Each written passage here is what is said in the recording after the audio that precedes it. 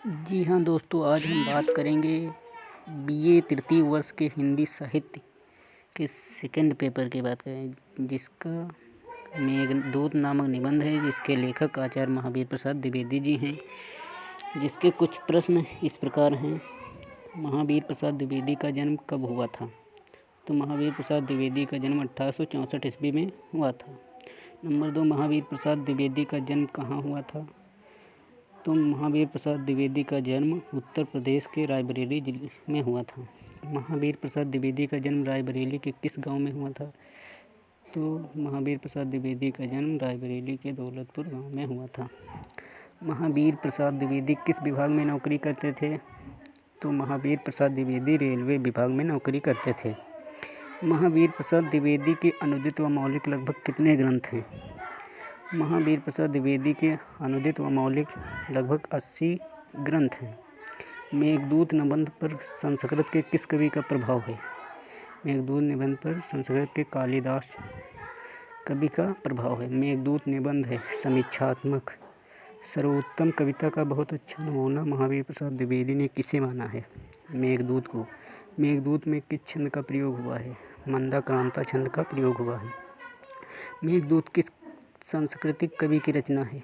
मेघदूत कालिदास संस्कृत कवि की रचना है। कुबेर कहाँ के राजा थे? तो कुबेर अलकापुरी के राजा थे। महावीर प्रसाद द्विवेदी ने किस पत्रिका का संपादन किया था?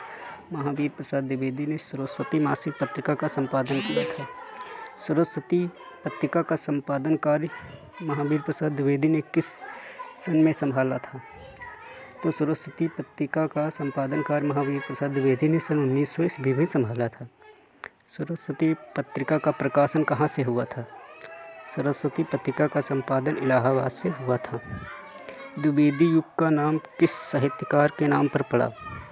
द्विवेदी युग का नाम महावीर प्रसाद द्विवेदी के नाम पर पड़ा। द्विवेदी युग के प्रवर्तक का नाम है द्विवेदी युग के प्रवर्तक का नाम महावीर प्रसाद द्विवेदी है। रसद निरंजन निबंध किसका निबंध है? रसद निरंजन बद्रीनारायण चौधरी प्रेमघन का निबंध है।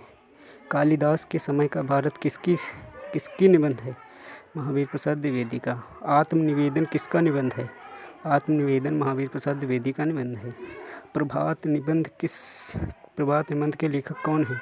प्रभात निबंध के लेखक आचार्य महावीर प्रसाद द्विवेदी जी हैं। मेघदूत में नायक कौन है? मेघदूत में यक्ष नायक है। यक्ष किसे अपना दूत बनाकर अपने प्रेयसी के पास भेजता है? यक्ष मेघ को अपना दूत बनाकर अपने प्रेयसी के पास भेजता है। यक्ष को किसने दंड दिया था? यक्ष को कुबेर ने दंड दिया था।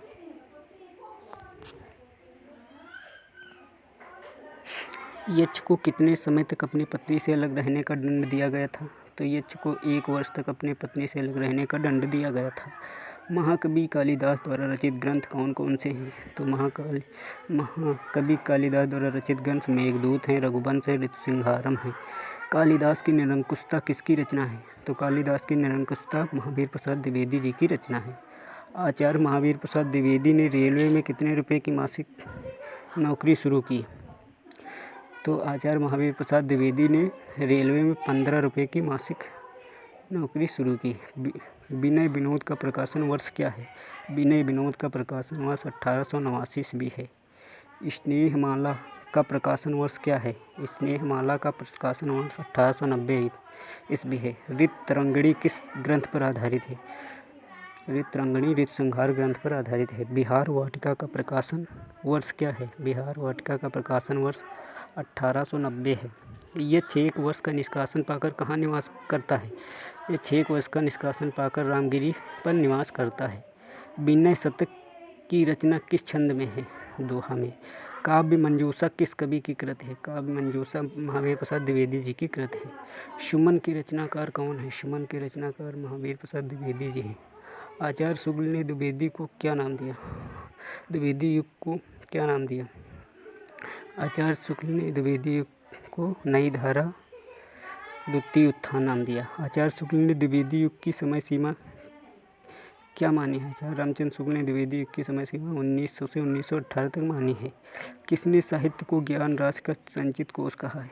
महावीर प्रसाद द्विवेदी ने साहित्य को ज्ञान राशि का संचित कोष कहा है। दृश्य दर्शन के लेखक हैं महावीर प्रसाद द्विवेदी। महावीर प्रसाद द्विवेदी का देहावसान कब हुआ? तो महावीर प्रसाद द्विवेदी का देहावसान 1938 ईस्वी में हुआ।